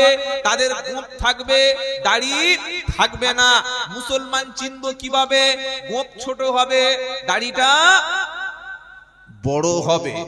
মনে থাকবে 30 বছর মসজিদ কমিটির সেক্রেটারি জুমার দিন দাড়ি শেভ করছে, 40 বছর মসজিদের মুতাআল্লি এখনো মাথায় টুপি দিয়ে পথ চলতে পারে না, 10 বছর জলসায় দিচ্ছে। হ্যালো ভাই তুমি কি বলছো? আমি ক্যাশিয়ার, বিশাল বড় ক্যাশিয়ার, বুকে ব্যাস পরিয়ে মাল পাশে বসে আছে। ক্যাশিয়ার তো দাড়িটা বলছে দাড়ি রাখি রমজান মাসে, আবার ঈদের পরে বউ বললে কেটে দি। দেখেছো কি মাল? রমজান মাসে রাখে আর ঈদের পরে বউ বললে কেটে দেয়। তওবা করুন, আজ থেকে আমরা দাড়িটা ছেড়ে দেব, দাড়ি রাখবো ইনশাআল্লাহ বলে। তাহলে রব কাকে বলে? যিনি সৃষ্টি করে মানুষের প্রয়োজন মেটায়, তিনি কি? রব। তো যারা আল্লাহকে রব বলে মেনে নিয়েছে, কোরআন শোনাচ্ছে ইন্নাল্লাযীনা ক্বালু রাব্বুনাল্লাহ, যারা আল্লাহকে রব বলে মেনেছে, সুম্মাস্তাকামু তাতানাজ্জালু আলাইহিমুল মালাইকা, আল্লাহকে যারা রব বলে মেনেছে আর মরণ পর্যন্ত আল্লাহকে রব বলে স্বীকার করে নিয়ে এই কথার উপরে যারা ইস্তিকামাত থেকেছে, আল্লাহকে রব বলে যারা মানবে, ওরা ছেলের বিয়ে দেওয়ার সময় মেয়ের বাপের গলায় বাঁশ চাপাবে। জোরে বলো। আল্লাহকে যারা রব বলে মানবে, ওরা ছেলের বিয়ে দেওয়ার সময় 2 লাখ টাকার ফোন দাবি করবে। জোরে বলো। আল্লাহকে রব বলে যারা মানবে, ওরা একটা জমি 4 বার কি নকল দলিল তুলে বেচে খাবে। আল্লাহকে যারা রব বলে মারবে, বাপের জমিটা বাপ মারা যাওয়ার পরে বোনের অংশ কখনো তারা ফাঁকি দেবে।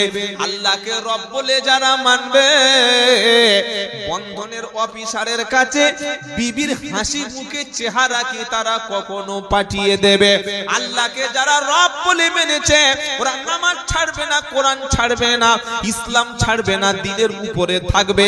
আর কোরআন শোনাচ্ছে এই ব্যক্তি সম্পর্কে আল্লাহ বলছেন আল ইন্নাল্লাযীনা ক্বালু রাব্বুনাল্লাহু সুম্মাস্তাকামু তাতানাজ্জালু আলাইহিমুল মালাইকা, নিশ্চয়ই যারা আল্লাহকে রব বলে মেনেছে আর এই কথার উপরে যারা জমেছিল, আমি আল্লাহ তাদের শোনাচ্ছি তাতানাজ্জালু আলাইহিমুল মালাইকা, ওদের মরণের সময় আমার পক্ষ থেকে আল্লাহকে রব বলে মেনে নেওয়া ব্যক্তির কাছে ফেরেশতা নাজিল হবে। জোরে হবে না? কে নাজিল হবে আমাদের কাছে? জোরে বলো। ফেরেশতা। ফেরেশতা আমাদের মরণের সময় এসে বলবে আল্লাহ লা তাখাফু ওয়ালা তাহজানু, হে ঈমানদার ভয় পেও না, চিন্তা করো না। ওয়া উবশিরু বিল জান্নাতিল্লাতী কুনতুম তুআদুন, আল্লাহ তোমাদের যে জান্নাতের ওয়াদা করেছিল, তোমরা ঈমান এনেছো আর আল্লাহর পথে অবিচল ছিলে, দ্বীনের পথে ইসলামের উপরে তুমি অবিচল ছিলে, তাই আমি ফেরেশতা শুনিয়ে দিচ্ছি, তোমাদের জান্নাতের সুসংবাদ শুনিয়ে দিলাম। সুবহানাল্লাহ। এখন বলবেন না, মাসখানেক পরে বলবেন। জোরে বলেন। যদি ঈমানের উপরে ইসলামের উপরে চলতে পারি, আমাদের মরণের সময় ফেরেশতা এসে কি বলবে? ভয় পেও না, চিন্তা করো না। তুমি ভাবছো কবরে কি হবে, হাসরে কি হবে, মিজানে কি হবে, পুলসিরাতে কি হবে, এসব নিয়ে তুমি কখনো ভয় পেও না। আর তুমি মরণের পরে তোমার ছেলে, তোমার মেয়ে, তোমার ব্যবসা বাণিজ্য, তোমার আত্মীয় স্বজনের কি হবে, এটা নিয়ে মানুষ মরণের সময় চিন্তা করে। আহারে আমার মেয়েটার কে দেখবে, মেয়েটা বড় হয়ে গেছে, বিয়ে দিতে পারলাম না, ছেলেটার চাকরি নাই, ব্যবসা নাই, বাণিজ্য নাই, ভালো দোকান একটা কিনতে পারলাম না, আমার মরণের পরে আমার সন্তানদের কি হবে। কোরআন শোনাচ্ছে এটা নিয়ে চিন্তা করে অনেকে। ফেরেশতা বলবে তাতানাজ্জালু আলাইহিমুল মালাইকা। হে বান্দা তুমি ভয় পেও না, তুমি চিন্তা করো না, তুমি যে দিকে যাচ্ছ ওই জান্নাতের দিকে, আল্লাহর জান্নাতের দিকে চলো। মরণের পরে ভয় নাই, আর তোমার মরণের পরে তোমার ফ্যামিলির যারা আছে তাদের কোনো চিন্তা নাই। নারায়ে তাকবীর। বললে হুজুর কেন ভয় নাই? ফেরেশতারা এবার ঈমানদার মুমিনদের বলবে, নাহনু আউলিয়া উকুম ফিল হায়াতিদ দুনিয়া ও ফিল আখিরাহ। হে বান্দারা ভয় করো না, আমরা দুনিয়াতে তোমাদের বন্ধু ছিলাম, আর আখিরাতে কবরে তোমাদের বন্ধু থাকবো।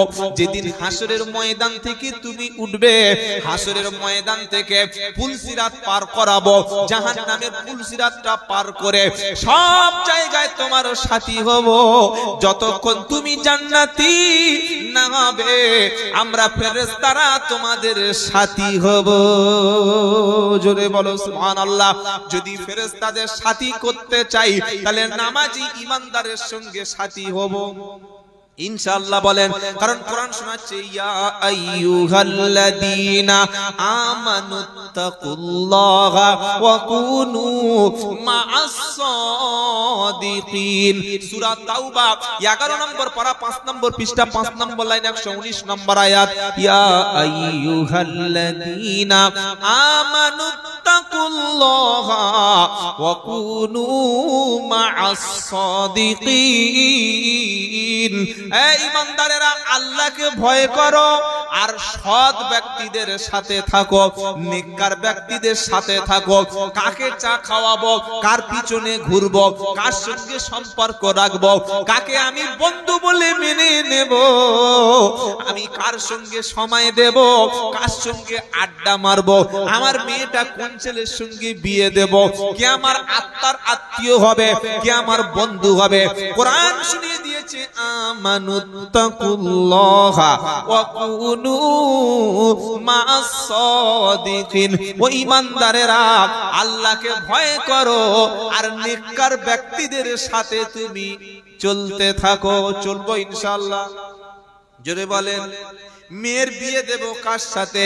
6000 টাকা মাইনে পায় মসজিদের ইমাম, চাঁদের মতো চেহারা, তাহাজ্জুদ কাজা করে না, বাড়িতে সেলাইয়ের মেশিন আছে, ছোট্ট একটা দোকান আছে। মেয়ের বাপ ফুল নামাজি, ডবল হাজি, ছেলে দেখে পছন্দ, ছবি দেখে পছন্দ। ঘটক যখন বলেছে ছেলে মসজিদের ইমাম সাহেব, বাড়িতে সেলাইয়ের মেশিন আছে, মাস গেলে 10-12 হাজার টাকা মাইনে পায়, বললেন চলবে না। বললে কেন? আমার মেয়ের খাওয়াবে কি ইমাম সাহেব? এদিকে হারাম করে বুক চাপড়ে বলছে রুজির মালিক আল্লাহ। ওরে চিটিং বাস, রুজির মালিক যদি আল্লাহ হলো, তো 10,000 টাকার ইমাম সাহেব তোমার বিবি মেয়েকে খাওয়াবে। এই কথাটা তোমার বিশ্বাস কেন হলো না? আমরা যাদের সঙ্গে বন্ধু করি, অধিকাংশ মাতাল, অধিকাংশ আল্লাহদ্রোহী, অধিকাংশ কোরআনের বিরোধী, অধিকাংশ বেঈমান নাস্তিক মুরতাদ, তাদেরকে বন্ধু রূপে আমরা গ্রহণ করি। কোরআন শুনিয়ে দিচ্ছেন, নেককার পরেজগার ব্যক্তির সঙ্গে, সালেহীন বান্দার সঙ্গে সম্পর্ক করো। সত্যবাদীর সাথে থাকো। কার সাথে থাকবো? সত্যবাদী। জোরে বলেন কার সাথে? সত্যবাদী। এখন সত্যবাদী, ওর গায়ে তো কোনো স্ট্যাম্প নাই, ওর গায়ে কোনো লেভেল নাই, ওর গায়ে কোনো ট্যাগ লাগানো নাই। সত্যবাদী বুঝবো কি করে সত্যবাদী? তো কোরআন বলছে বোঝার জন্য আবার অন্য আয়াত আছে, ইন্নামাল মুমিনুনাল্লাযীনা আমানু বিল্লাহি ওয়া রাসূলিহি সুম্মা লাম ইয়ারতাবু ওয়া জাহাদু বিআমওয়ালিহিম ওয়া আনফুসিহিম ফি সাবিলিল্লাহি উলাইকা হুমুস সাদিকুন। 26 নম্বর পারা সূরা আহকাফের 16 নম্বর আয়াত আল্লাহ পাক শোনাচ্ছে ইন্নামাল মুমিনুনাল্লাযীনা আমানু বিল্লাহি ওয়া রাসূলিহি, নিশ্চয়ই আল্লাহর ঈমানদার ব্যক্তি হলো তারা যারা আল্লাহর উপরে ঈমান এনেছে এবং রাসূলের উপর ঈমান এনেছে। সুম্মা লাম ইয়ারতাবু, আর ঈমান আনার ব্যাপারে তারা কোনো রকমের সন্দেহ পোষণ করে না। ঈমান আনার পরে কোনো সন্দেহ পোষণ করে না। তারপরে কি ওয়াজাহাদু বিআমওয়ালিহিম ওয়া আনফুসিহিম ফি সাবিলিল্লাহ, আর আল্লাহ রাস্তায় জান এবং মাল এ দুটো দিয়ে সংগ্রাম করে যারা। প্রথমে ঈমান আনে আল্লাহর উপরে, তারপরে রাসূলের উপরে। ঈমান আনার পরে ঈমানের ব্যাপারে কোনো সন্দেহ থাকে না। আর 3 নম্বর হলো জান এবং মাল এ দুটি আল্লাহ রাস্তায় দিয়ে সংগ্রাম করে যারা। কোরআন শোনাচ্ছে উলাইকা হুমুস সাদিকুন, ওরাই হলো সত্যবাদী। নারাই তাকবীর। ছেলের বিয়ে দিয়েছে, মেয়ের বিয়ে দিয়েছে কাঁচা বেনামাজির সাথে, কিসের আশা করতে পারে? এখন আগে বেনামাজি ছিল, এখন মাল খায়, মদখোর। মেয়ের মারছে, ইমাম সাহেবের কাছে রাতে এসে বলছে হুজুর ঠিক করে দাও। কি ঠিক করবে? বললে মেয়েটার জন্য একটা তাবিজ দাও। বলুন তো ভাই, কোন মাতালকে মাতলামি ছাড়ানোর জন্য তাবিজে কাজ হবে বলে মনে হচ্ছে? ও তাবিজটা দেওয়ার দরকার ছিল বাচ্চা বয়সে, যেদিন ছোট ছিল সেদিন কোরআন ওকে পড়ানোর দরকার ছিল, কোরআন বোঝানোর দরকার ছিল, কোরআনের মক্তবে পাঠানোর দরকার ছিল। তাহলে তো আর মালখোর হতো না, তাহলে তো আর বেনামাজি হতো না, তাহলে তো আর বদ্দিন হতো না। সেদিন ওকে কোরআন থেকে, মক্তব থেকে, দিন থেকে, ইসলাম থেকে দূরে সরে রাখা হলো। এখন মদখোর রাত্রেবেলা মাল খেয়ে এসে মেয়ের উপরে রাত্রে অত্যাচার করে। মেয়ে ফোন করে বলছে ও আব্বা আমার মেরে দেবে, বলছে নিয়ে যাও না। বললে মা তুই রাত্রেবেলা পালিয়ে চলে আয়, থানায় আসার সময় একটা কমপ্লেন করে আয়। কমপ্লেন করে বাড়ি চলে আসলো। এবার ছুটে এসছে হুজুর তাবিজ দেবে। তাবিজ কানে কানে বলছে তাবিজ হবে? কিসের তাবিজ? বলছে মালখোরের তাবিজ, আমার মেয়েটা যেন সংসার করতে পারে সেই তাবিজ দাও। কোন ইমাম সাহেব যদি মালখোরের তাবিজ দিয়ে মদখোর ছাড়ানো যেত, তাহলে আমরা ইমামরা, আলেমরা আগে মসজিদ আর মাদ্রাসা কমিটির সেক্রেটারিকে তাবিজ করে বশ করিয়ে নিতাম। কারণ সবচাইতে কম বেতন ইমাম সাহেবরা পায়। কি বলছি কথা বুঝতে পারছেন না? সবচাইতে কম পয়সা, কম বেতন ইমামদের দেওয়া হয়। তাবিজে যদি কারোর বশ করে নেওয়া যেত, আগে মসজিদ কমিটির সেক্রেটারি আর ক্যাশিয়ার দুটো মালকে বশ করিয়ে নিয়ে ৮,০০০-এর মাইনেটা ১০,০০০, ৬,০০০ টাকা দেয় বলে মনে হয়। ৮,০০০ টাকা দেয় নাকি? বক্তার ২০,০০০ টাকা দেবে। ২ ঘন্টার ঠকবাজ গলাবাজ মালকে ৩০,০০০ টাকা দেবে। আবার ৪০,০০০-এর বক্তা আছে, ৫০,০০০-এর বক্তা আছে, ৬০,০০০-এর বক্তা আছে, ৮০,০০০-এর বক্তা আছে। নাম বলবো? বলতে পারি কিন্তু বলবো না, এই মিডিয়ায় আবার কথা হাইলাইট করে ফেলে দেবে। ৫০, ৬০,০০০, ৭০,০০০ টাকার বক্তা পশ্চিম বাংলায় আছে। ২০,০০০ টাকা দিয়ে গুনে দিচ্ছে। আগে টাকা পুরো ফোন পে করে দিতে হবে, পরে বক্তা জলসা করবে। এরা নাকি নায়েবে রসুল, এরা নাকি আওলাদে রসুল, এরা নাকি দিনের প্রচারক। কারা? পুরো টাকাটা ফোন পে পাঠিয়ে দাও, পরে গিয়ে তোমাকে সার্ভিস দেব। কি সার্ভিস দেব? দিনের প্রচার করব। কিন্তু ইমামের টাকা মাস শেষ হয়ে গেলে ৪ দিন ৫ দিন কোনো খবর নাই। আমি আব্দুল্লাহ জুবায়ের বলছি, ৩০, ৪০, ৫০,০০০ টাকার বক্তা এনে, ২৮,০০০ টাকার বক্তা এনে, ৬০,০০০ টাকার পীর সাহেব এনে, ৭০,০০০ টাকার আওলাদে রসুল এনে সমাজের পরিবর্তন হবে না। কেন হবে না? কারণ ওই পীর সাহেব, ওই বক্তা সাহেব, ওই আলেম সাহেব ৩০, ৪০, ৫০, ৬০,০০০, ৮০,০০০ টাকা যারা টাকা ছাড়া আসছে না, phone pay payment, UPI payment না করলে আপনার দাওয়াতকে রিজেক্ট করছে। ওর উদ্দেশ্য হচ্ছে মাল কামানো। কিছু ঠিক বলছি তো? উদ্দেশ্য কি বলেন? জোরে বলেন। বলে যে আপনি নেবেন না, নেব, যেটা দেবেন সেটা নেব। কথা মনে থাকবে ইনশাআল্লাহ। ওর উদ্দেশ্য তো মাল কামানো, মাথায় টুপি হবে, মুখে দাড়ি হবে, পাঞ্জাবি হবে, নামের আগে আওলাদ লেখা থাকবে, নামের আগে আন্তর্জাতিক মুফাসসির লেখা থাকবে। কিন্তু এগুলো সমাজের আই ওয়াশ, সমাজকে ধোঁকা দেওয়ার ধান্দা। কবি বলছেন এ হাল তেরা জাল হ্যায়, मकसद तेरा माल है कि आज तेरा चाल है, लाखों को अंधा कर दिया। কথা বুঝে এসেছে বাবাজি? ये हाल तेरा चाल है, मकसद तेरा माल है। টাকা বেশি দিলে তখন 2000 টাকা দোয়াটা 20 মিনিট, আর 50 টাকা আল্লাহুম্মা আমিন শেষ হয়ে গেল। 3000 টাকা দিলে দোয়া আরো লম্বা হবে।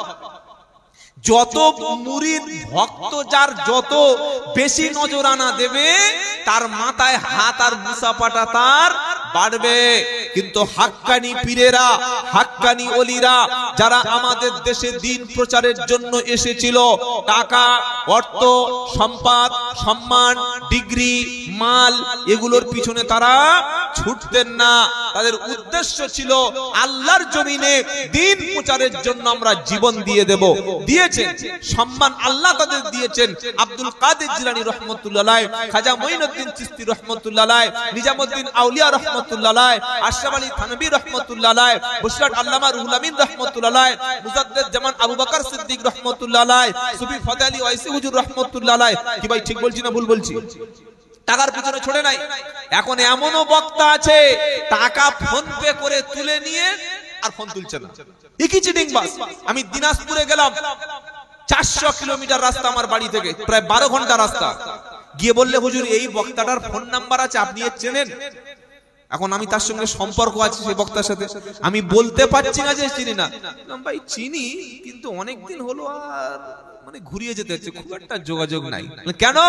বললে 30,000 টাকা নিয়ে মালটা আমাদের জলসায় আসে নাই, খুঁজি পেলে ওকে হাদিয়া দেব।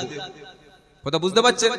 তাহলে এই যে সমাজে আইওয়াশ করছে, বললে কেরাম বক্তা, বললে বিশাল বড় বক্তা।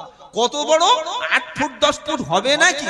বললে না, সাইজ ঠিক আছে, কিন্তু মালটার ভালো চাহিদা আছে না। ভাই কবি বলে দিয়েছে এ হাল তেরা জাল হ্যায়, मकसद तेरा माल है कि आज तेरा चाल है, लाखों को अंधा कर दिया। এই যে জামা, টুপি, দাড়ি, পাঞ্জাবি, জুব্বা বিশাল মূর্তি ধারণ করে এসেছে তাকবীর দিতে দিতে, এগুলো হচ্ছে জাল, এগুলো মানুষের আই ওয়াশ করা। আসল উদ্দেশ্য কি? মাল কামানো। তাই ইমামের বেতন বাড়িয়ে দিন, যোগ্য ইমাম মসজিদে রাখুন, যোগ্য মুয়াজ্জিন সাহেব মসজিদে রাখুন। একটা ইমাম দিয়ে যদি আপনার মহল্লার সব বাচ্চাদের, সব ছেলেদের, সব মেয়েদের কোরআন শিক্ষা একজনের দ্বারায় যদি অসম্ভব হয়, প্রয়োজনে আরেকটা ইমাম, আরেকটা আলেম মসজিদে রাখুন। মাসে 20,000 টাকা মসজিদে ইমামের পিছনে খরচ করলে দুটো আলেম পাওয়া যাবে। দুটো আলেম পাওয়া গেলে সমাজের বাচ্চারা কোরআন শিখবে, বয়স্করা কোরআন শিখবে, বাড়ির ছোট মেয়েরা কোরআন শিখবে, সিনিয়র সিটিজেন কোরআন শিখবে, ইয়ং সোসাইটি কোরআন শিখবে, নামাজ শিখবে, দিন শিখবে, ইসলাম শিখবে। সবাই যখন কোরআন শিখবে, সবাই যখন নামাজ পড়তে পারবে, সবাই যখন ইসলামের বেসিক নলেজটা জেনে যাবে, তখন আব্দুল্লাহ জুবায়েরকে আর একটা বক্তাকে টাকা দিয়ে আর চিৎকার করানোর দরকার হবে না। তাই আমরা খুব চালাক, বললাম ভাই জলসাটা কায়েম রাখবেন বাবা, কিয়ামত পর্যন্ত কায়েম রাখবেন, তা না হলে আমি খাবো কি করে? আমি তো আর ওই রাস্তায় কাজ করতে পারবো না। কি বুঝলেন? আল্লাহ আমাদের হক কথাটা মেনে নেওয়ার তৌফিক দান করেন। সকলে বলুন আল্লাহুম্মা আমিন। কোরআন আমাদের কাছে পরিষ্কার করে তাই বলে দিয়ে গেছে, ওই কিয়ামতের মুসিবতের দিন আল্লাহ তার বান্দাকে, ফেরেশতারা বলবে তোমার ভয় নাই, তুমি চিন্তা নাই। কেন ভয় নাই? তুমি দ্বীনের উপরে, ঈমানের উপরে, ইসলামের উপরে মজবুত ছিলে, অটল ছিলে। জোরে বলুন সুবহানাল্লাহ। তাহলে আমরা বন্ধুত্ব করব কাদের সাথে? আল্লাহওয়ালাদের সাথে। আর মুসলমানরা এখন সবাই চিন্তিত কি হবে? ইসাইয়ার হবে। আহা, ভয়ে ঢুকে গেছে। এই পর্যন্ত পশ্চিম বাংলায় 10 জন শহীদ করেছে। কজন বললাম? 10 জন কিসের লেগে? SIR এর ভয়ে। আরে ভাই আমরা তো বাংলাদেশি প্রোডাক্ট না। কি আপনাদের মধ্যে বাংলাদেশি কেউ আছে নাকি? আরে হ্যাঁ বানা একটা বলুন। হ্যাঁ বললে তবে তো বুঝবো যে আপনি ইন্ডিয়ান মাল। বাংলাদেশি হলে তো মুখ ছোট হয়ে যাবে। কি বুঝলেন? আমাদের যারা ভয় দেখাচ্ছে, বললো বিহারে SIR করে বাংলাদেশি অনুপ্রবেশকারী বার করে দেব। খুব খুব ভালো, ভেরি গুড। কিন্তু বিহারে SIR এ যত লোকের নাম বাদ গেল, পরিসংখ্যান দেখুন, তার মধ্যে কজন বাংলাদেশি আর কজন রোহিঙ্গা মুসলিম ছিল। আর আমাদের রাজ্যে একটা পাগলা কুকুর আছে, পাগলা, সারাক্ষণ সে মিডিয়ায় ভুল ভাট বকে যাচ্ছে যে পশ্চিম বাংলায় 1,20,00,000 রোহিঙ্গা মুসলিম আছে। কি বলছি কথা বুঝতে পারছেন না? সেজন্য খুব প্রয়োজন SIR এর। আর এই রোহিঙ্গা মুসলিম 1,20,00,000 এরাই তৃণমূলকে ভোট দেয়, প্রকাশ্য বলছে। তার মানে আমরা মুসলমানদের দেখলে আমাদের গায়ে একটা রোহিঙ্গা রোহিঙ্গা গন্ধ, বাংলাদেশি বাংলাদেশি গন্ধ। ঠিক আছে, 1,20,00,000 ধরে নিলাম রোহিঙ্গা বাস করে। রাষ্ট্রসংঘের রিপোর্ট হলো সারা পৃথিবীতে রোহিঙ্গা ছড়িয়ে ছিটিয়ে আছে মাত্র 2 লাখ। কত বললাম? 2 লাখ। আর আমাদের চিটিংবাজ নেতা, সাম্প্রদায়িক নেতা বলছে 1,20,00,000 রোহিঙ্গা শুধু পশ্চিম বাংলা আছে। এরাই ভোট ব্যাংক একটা বিশেষ দলের।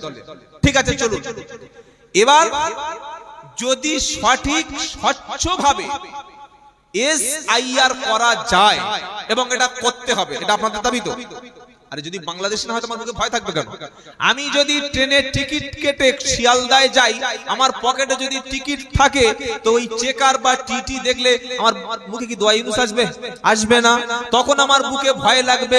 যখন টিকিট থাকবে না, আমি যদি পড়াশোনা করে যাই, তো আমার ক্লাসে কোশ্চেন দেখে পরীক্ষায় ভয় লাগবে কেন ভাই? কথা বুঝতে পেরেছেন?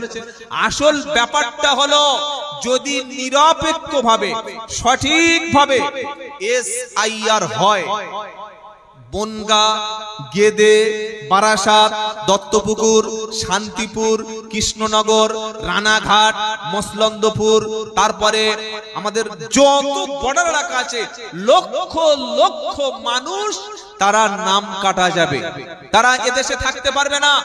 আমি নিজে আসামে দেখে এসে আপনাকে শোনাচ্ছি। আসামে 2019 সালে NRC হয়েছিল, 17 লাখ লোকের নাম NRC তে ধরা পড়েছে। 12 লাখ ছিল হিন্দু, 5 লাখ ছিল, জোরে বলেন, মুসলিম। ভারত কোন ধর্মশালা না যে বিদেশ থেকে এসে এখানে আমাদের দেশের খাবে, আমাদের দেশে ভোগ করবে আর এদেশের নাগরিকত্ব নিয়ে থাকবে। তাই আপনাদের কাগজটা একটু খালি রেডি রাখবেন।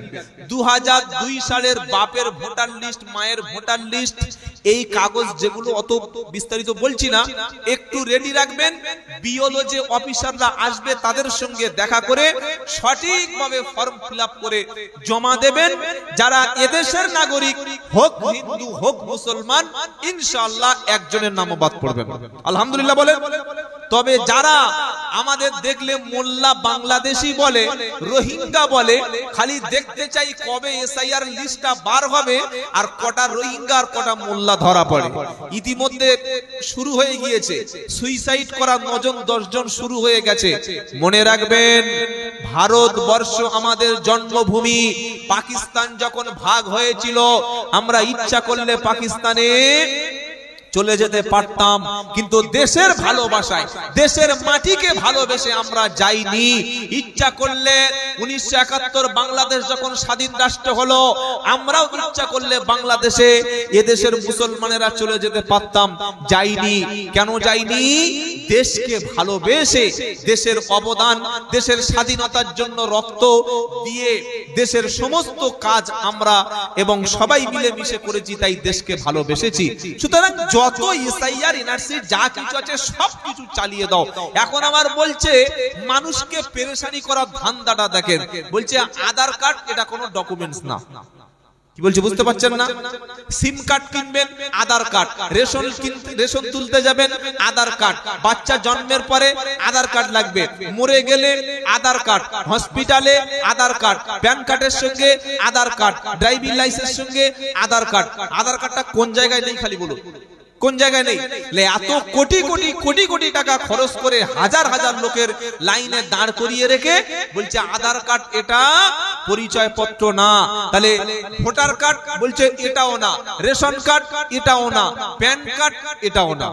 এগুলো মানুষের পেরেশানি, এগুলো মানুষের হয়রানি।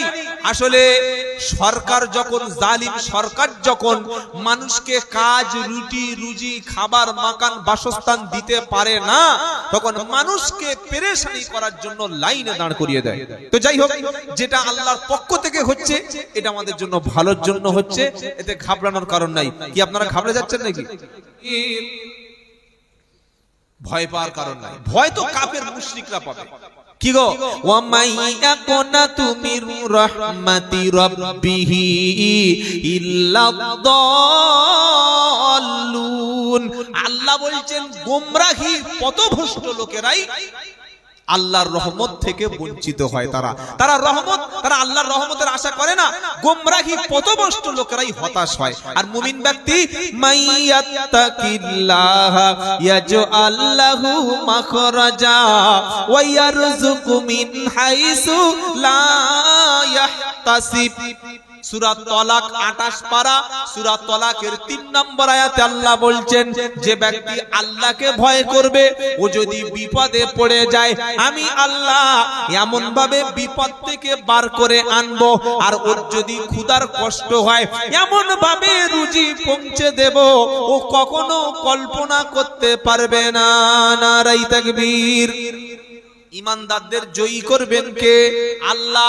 ওয়াদা আল্লাহর, ওয়ালা তাহিনু ওয়ালা তাহজানু ওয়া আনতুমুল আলাউনা ইন কুনতুম মুমিনিন। সূরা আল ইমরানের 139 নম্বর আয়াত। আল্লাহ বলছে তুমি চিন্তা করো না, তুমি টেনশন করো না, তোমরা হতাশ হয়ো না, যদি তুমি মুমিন হও আমি আল্লাহ তোমাকে জয়ী করব। নারায়ে তাকবীর।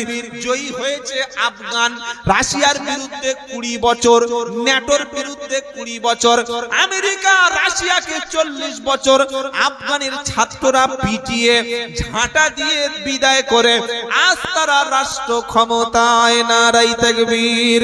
কথা মনে থাকবে ইনশাআল্লাহ।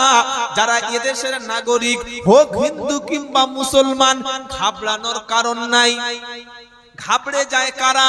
মুনাফিক যারা, ঈমান দুর্বল যাদের, তারা টেনশন করে। ঈমানদার লোকের ধারণা যে আমি যদি আল্লাহ রাস্তায় জীবন দিতে পারি আমি শাহাদাতের মর্যাদা লাভ করব। ওয়ালা তাকুলু লিমাই ইকতালু ফি সাবিলিল্লাহি আমওয়াত বাল আহয়াউ ওয়ালাকিন লা তাশউরুন। সূরা বাকারার 153 নম্বর আয়াতে আল্লাহ পাক শোনাচ্ছে, তাদেরকে তোমরা মরা বলো না, তারা মরে গেছে এ কথা বলো না।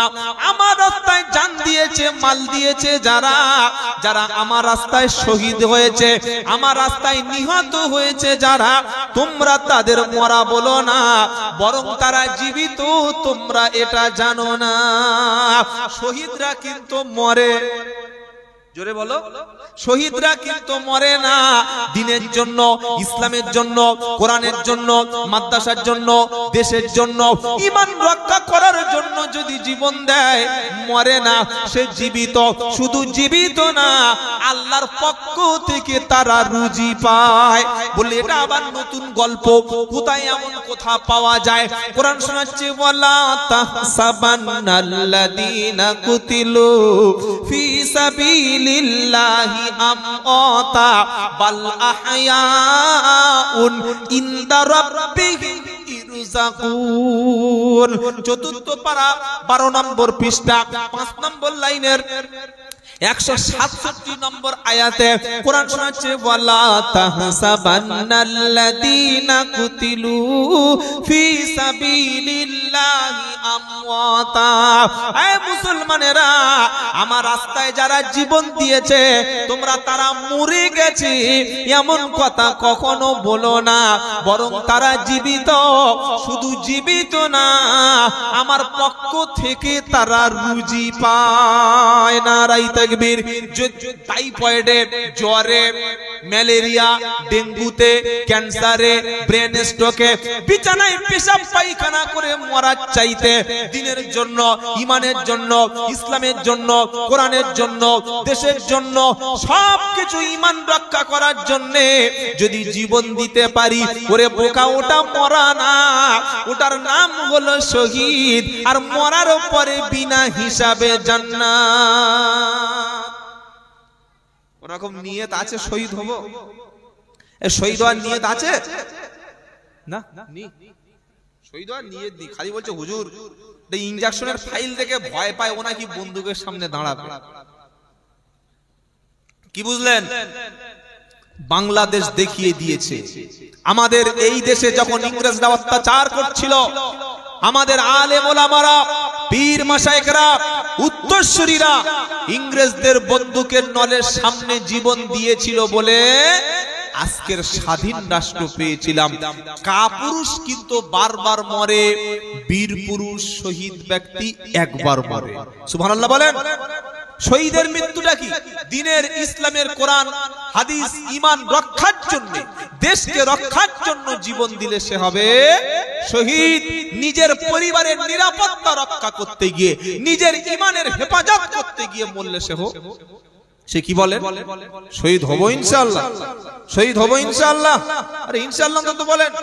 আল্লাহর নবী সাল্লাল্লাহু আলাইহি ওয়াসাল্লাম বলেছেন, কেউ যদি শহীদের মৃত্যু কামনা করে আর তার মৃত্যুটা যদি শহীদের নাও হয়, আল্লাহ তাআলা তাকে শাহাদাতের মর্যাদা নসিব করবেন। সুবহানাল্লাহ বলেন।